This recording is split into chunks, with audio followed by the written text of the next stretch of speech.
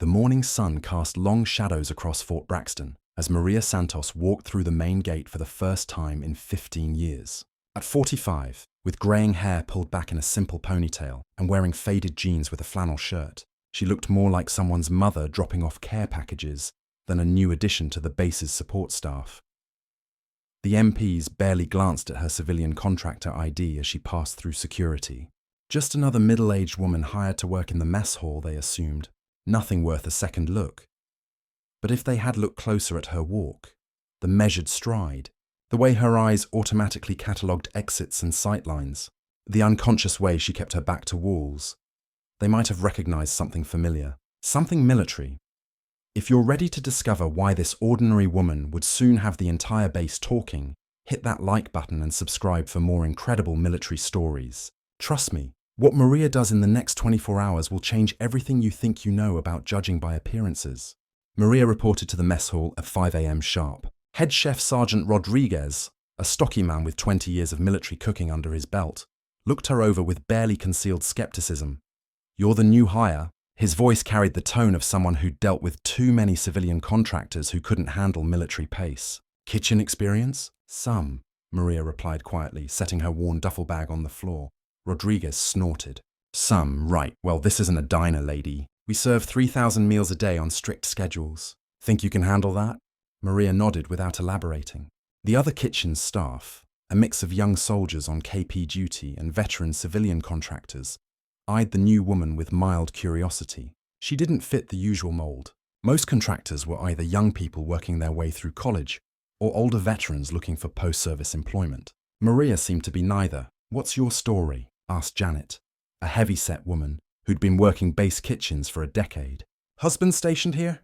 "No husband," Maria answered, focused on the mountain of potatoes she'd been assigned to peel.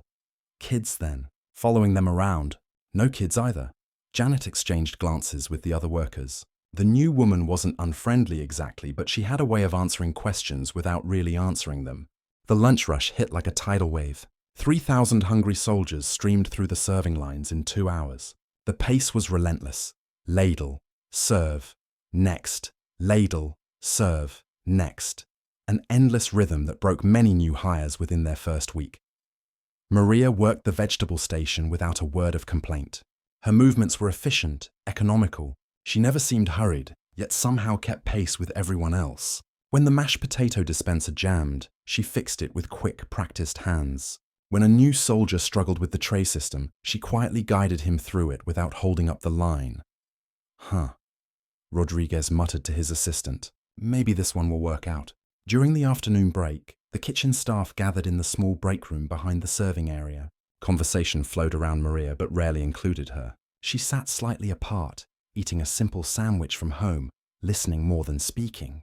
"You hear about the new combat training requirements?" asked Mike, a young soldier pulling KP duty.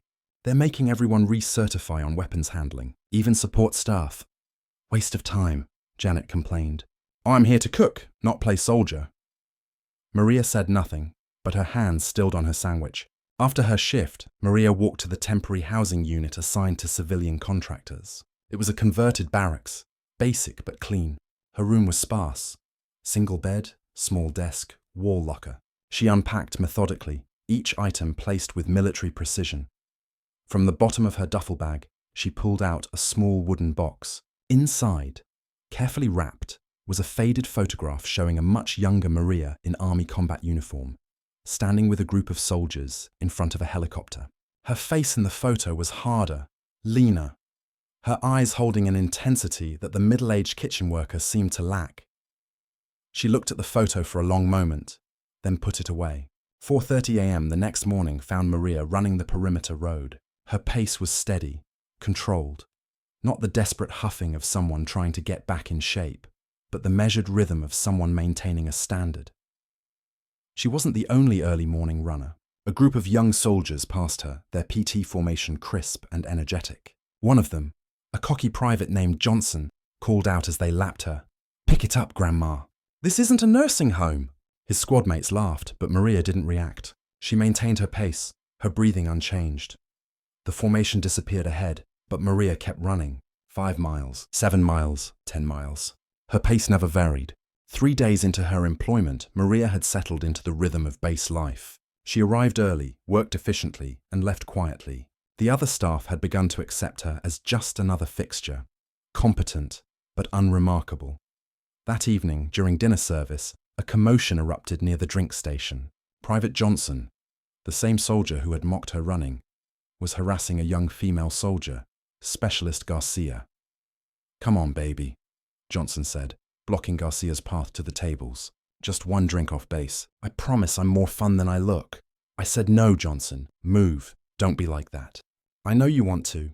The mess hall had gone quiet. Other soldiers watched uncertainly, some uncomfortable with Johnson's behavior, but reluctant to get involved in what might be seen as a personal matter. Johnson grabbed Garcia's arm. "Hey, I'm talking to you." That's when Maria moved. She didn't run or shout. She simply walked over from the serving line, her movements calm and purposeful. When she spoke, her voice was quiet, but carried clearly across the silent mess hall. "Let her go." Johnson turned, surprised. "Mind your own business, kitchen lady. This doesn't concern you." "Let her go," Maria repeated, her tone unchanged. Johnson laughed, still gripping Garcia's arm. "What are you going to do about it, Grandma?" What happened next took less than 3 seconds.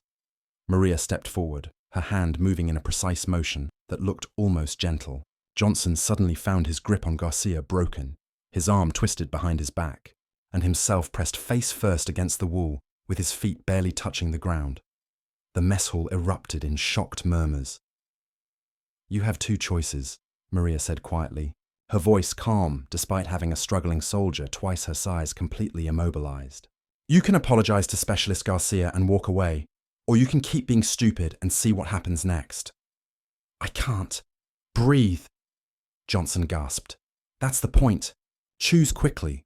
The military police arrived within minutes.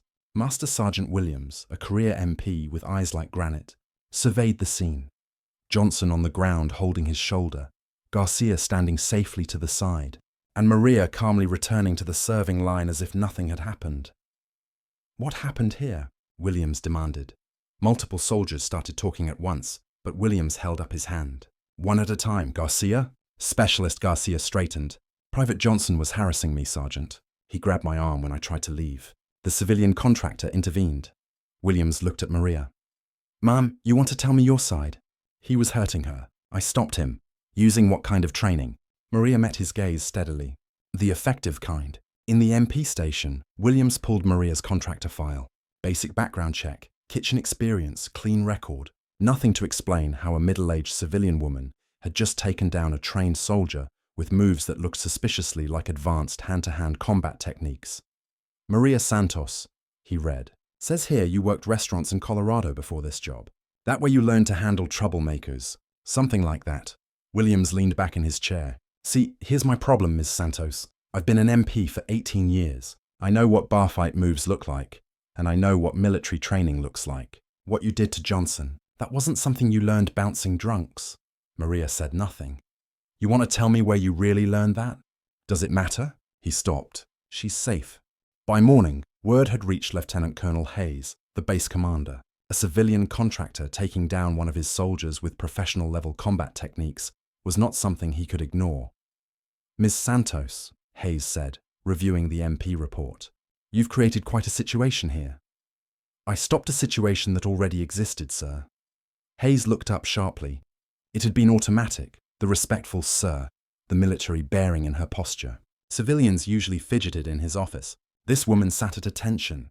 "Tell me about your background, Ms. Santos. Real background, not what's in your contractor file." Maria was quiet for a long moment. Then, "I served, sir, a long time ago." "Served where? Doing what?" "Places that don't exist in official records. Doing things that officially never happened." Lieutenant Colonel Hayes spent the next hour making phone calls to very specific numbers, the kind of numbers that didn't appear in regular directories. The conversations were brief, coded, and left him staring at his computer screen in growing amazement. When Maria was brought back to his office, Hayes's entire demeanor had changed. "Sergeant First Class Maria Santos," he read from a classified file that hadn't existed an hour earlier.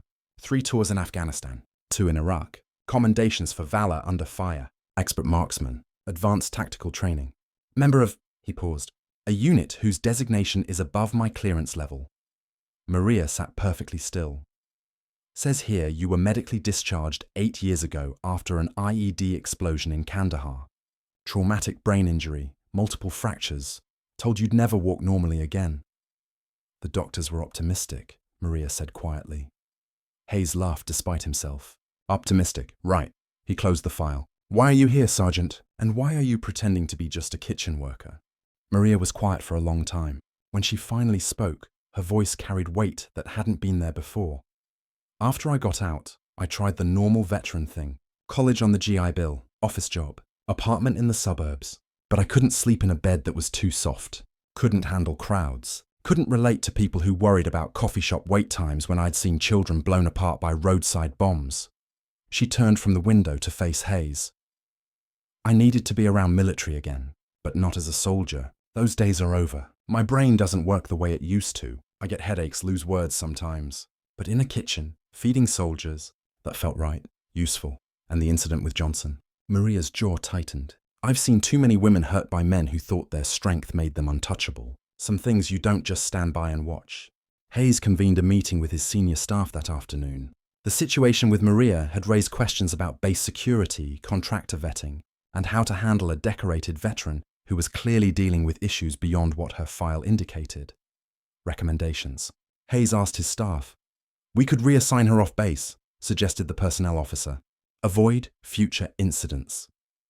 We could also recognize that she just prevented a potential sexual assault, countered Captain Martinez from the JAG office. Johnson's lucky she showed restraint. Master Sergeant Williams, who had witnessed the aftermath, leaned forward. Sir, I've seen a lot of combat veterans struggling with transition. This woman found a way to serve that works for her. As long as she's not a security risk. She's not, Hayes said firmly. Her clearance status alone makes her more trustworthy than half the people on this base. Word spread through the base faster than official communications ever could. The quiet kitchen worker who had taken down Johnson wasn't just any civilian contractor. She was a combat veteran with credentials that impressed even the most seasoned soldiers. The change in atmosphere was immediate and profound.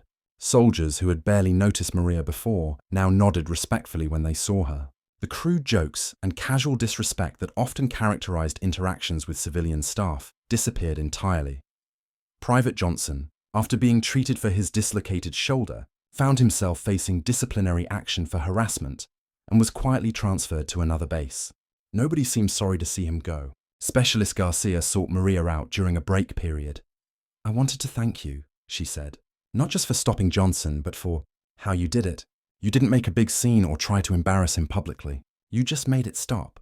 That's what leaders do, Maria replied. They solve problems efficiently. Other soldiers began approaching Maria during breaks, asking about her service, her experiences. She answered some questions, deflected others, but always with the quiet dignity that marked genuine veterans. Young soldiers found themselves unconsciously straightening their posture when she passed, responding to an authority that had nothing to do with rank and everything to do with earned respect. Word of Maria's intervention reached the base's combatives instructor, Sergeant First Class Thompson. During an off-duty moment, he approached her with a request that surprised everyone. Ma'am, I've got some soldiers struggling with close-quarters combat techniques. Would you be willing to advise? Unofficially, of course. Maria considered this. I'm not active duty anymore, Sergeant. No, ma'am. But you're still a teacher, aren't you? That evening, a small group of soldiers gathered at the training area. Maria, still in her kitchen uniform, demonstrated the techniques she'd used on Johnson, but slowly, carefully, emphasizing control over aggression.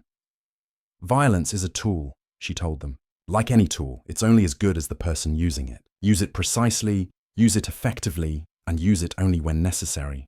As Maria walked back to her quarters that evening, she reflected on the unexpected turn her quiet life had taken. She had come to Fort Braxton, hoping to serve in anonymity, to find purpose without the weight of command or the pressure of life or death decisions.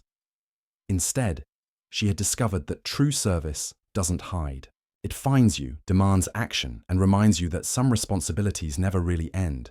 They just change form. 3 weeks later, Fort Braxton had settled into a new normal.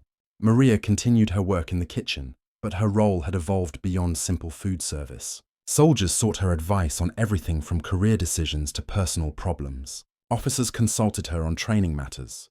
The base's atmosphere had subtly shifted towards something more respectful.